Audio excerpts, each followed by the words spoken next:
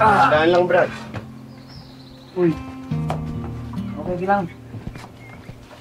Ano ba yun? Elias, buka na dito. Anak, dito ka. Ay, so, brother. Kaya ko na to. Salamat. Aray. Akala ko pa naman po, hindi na kayo uuwi. Ito naman, oh, parang wala ka nang bilib sa akin eh. Sorry po. Ang saya ko po kasi na okay na po kayo. Maraming salamat, Bonjoy.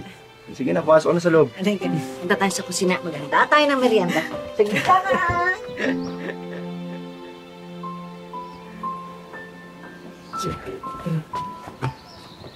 Brad, may problema ba? Ang lalim ng iniisip mo. Brother, yung babae kasi nakalaban ko doon sa may katayan ng hayop. Tanggalan niya ako ng helmet eh. Ano ka mo? Nakita niya yung mukha mo. Hindi ko na nga sinabi kay nanay kasi alam ko mag-aalala siya eh. Pero brother,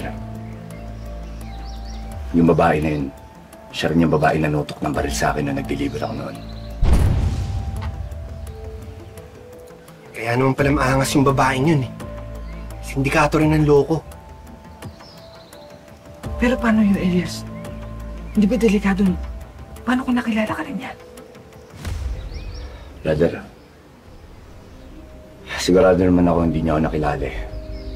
Pero siyang tatandaan ko siya dahil tinutukan niya ako ng baril. Isa pa, sa tabas ng ugali niya, sigurado ako marami na rin siya nagrabyado ng mga riders. Kaya di niya na akong tatandaan. Isa pa na naparuhan ko rin naman siya. Elias, saan ka na? Merienda muna tayo. Pero brother, paano kung buhay pa siya?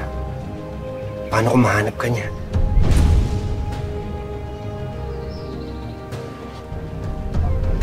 Sige na, pasok tayo sa loob.